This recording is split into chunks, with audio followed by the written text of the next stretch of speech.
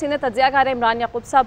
इमरान साहब, welcome to the discussion. Imran साहब, सबसे पहले तो ऑपरेशन बनियामुल मरसूस जो है, जितना खूबसूरत ये नाम रखा गया उतनी ही खूबसूरती से इसको अंजाम तक पहुंचाया गया और उतनी ही खूबसूरती से हमारे खूबसूरत जवानों ने ये साबित किया है, ये बताया है कि हम वाकई आपको अमन की दावत दे रहे थे, आपने इसे कमज़ोरी समझ लिया।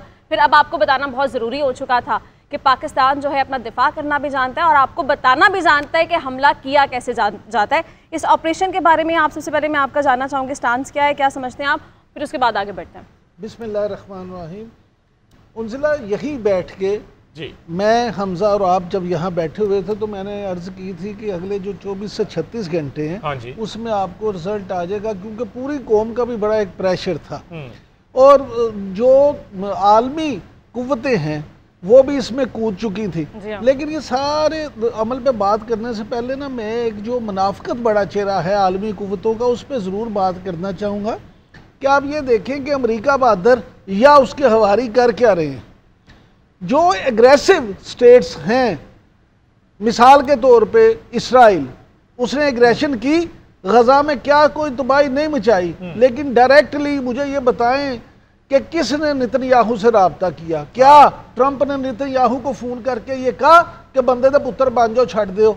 नहीं। इंडिया ने जो कुछ किया, कश्मीर में 370 हो या अब ये पुलवामा ड्रामे से लेके अब तक जब उसने मिसाइल यहाँ पे दागे, तो क्या ट्रंप साहब ने या किसी ने डायरेक्टली मोदी से रब्ता किया और उससे कहा कि फाशिस्ट इंसान बाज आ जाओ, तुम कहाँ दो एटॉमिक स्टेट्स को कहाँ पे धकेलने जा रहे हो?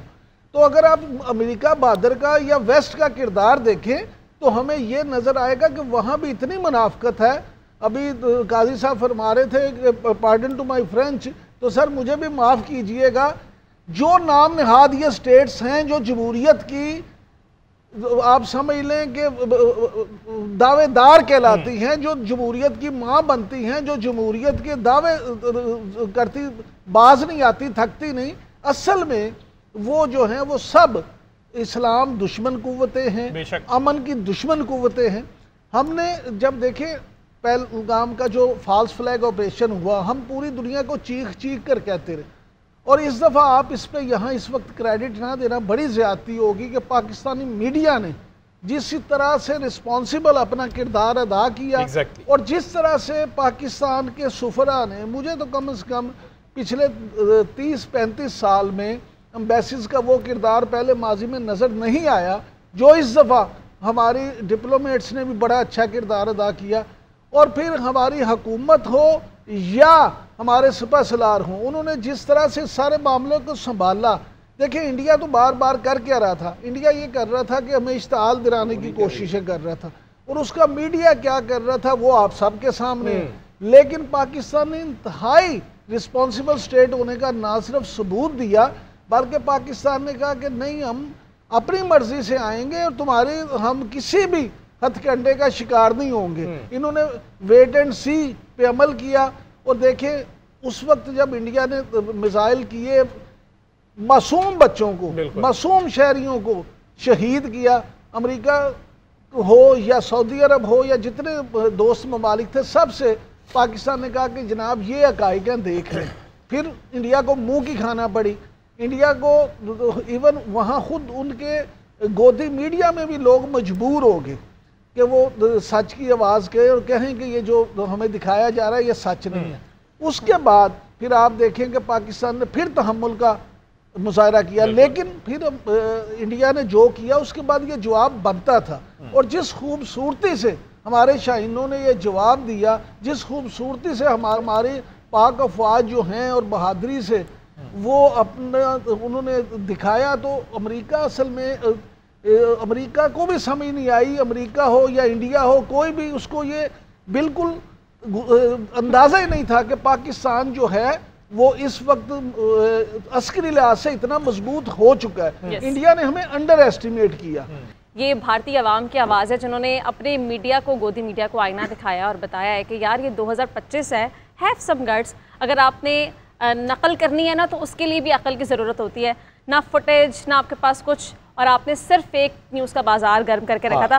इमरान साहब जी, उनसे इस वक्त ये पोजीशन है कि इंडियन सोशल मीडिया पे वो जो इंडियन गाना है समझ नहीं आया तुझको, मोदी की वो तस्वीरें लगा के साथ ही फुटेज चला रहे हैं और साथ वो पीछे गाना लगाया हुआ, समझ नहीं आया तुझको। बिल्कुल वो कर रहे हैं। अभी तक इमरान साहब मुझे लगता है मोदी साहब को समझ नहीं आ रहा। अच्छा, मेरा सवाल आपसे ये है इमरान साहब, ये कहिएगा कि इस सारे मामले में पाक भारत जंग की जो भी सिचुएशन बन चुकी है, इसमें अगर अभी तक कोई चीज़ बहुत तेज़ी से जीत रही है तो वो फेक न्यूज़ है, और फेक न्यूज़ इस हद तक प्रोपेगेंडा कर रही है, उसका नुकसान साइकोलॉजिकली हमने देखा कि बहुत ज़्यादा हुआ है। आपको क्या लगता है ये जो फेक न्यूज़ है ये किस हद तक जो है इसने मुतासर किया है दोनों जानिब सिचुएशन को, आवाम को गुमराही में किस तरह इसने किरदार अदा किया, क्या लगता है आपको, ये कितना नुकसानदेह हो सकती है? उनसे बड़ी माजरत के साथ मैं आपके सवाल से मुत्तफिक नहीं हूँ। अच्छा। फेक न्यूज़ जीत नहीं रही। अगर फेक न्यूज़ जीत रही होती तो आज हम यहाँ बैठ के इस वक्त ये सिचुएशन डिस्कस ना कर रहे होते। अच्छा। फेक न्यूज़ से अटैक ज़रूर बार बार किए गए हैं, बार बार फेक न्यूज़ के ज़रिए से लोगों को गुमराह करने की ज़रूर कोशिश की गई, लेकिन अभी चंद सेकंड पहले हम जो डिस्कस कर रहे थे कि जिस तरह से खुद भारतीय मीडिया अब मोदी के लत्ते ले रहा है, तो अगर फेक न्यूज़ जीतती तो आज ये लत्ते ना ले रहे होते। प्रीवेल हमेशा सच करता है, आखिर में सच की ही जीत होती है। हाँ जी, लिहाजा इससे एक बात आज आप ये देखें कि साबित हो गई है फिर कि फेक न्यूज़ आप जितनी मर्जी करते रहें, एंड में जो सच होगा वही प्रिवेल करेगा, सच ही जीतेगा। और सलमान आबिद साहब यहाँ बैठे हैं, मैं चाहूँगा इनसे भी हम ज़रूर राय लें क्योंकि ख़ुद भी बड़े सीनियर जर्नलिस्ट हैं। सलमान साहब, आप ये फरमाइएगा कि कभी आपने देखा कि जितना मर्जी झूठ ज़ोर से बोला जाए, बार बार बोला जाए, लेकिन आखिर में सच ही जीतता है? असल में बात यह है कि इमरान साहब, अब मीडिया आइसोलेशन में तो डील नहीं करती। एक ग्लोबल मीडिया होता है, एक इंटरनेशनल मीडिया है, एक रीजनल मीडिया है और एक नेशनल मीडिया है। अगर एक मुल्क जो है बार बार सच को छुपाने की कोशिश करेगा तो वो दूसरी तरफ से सच सामने आ जाएगा।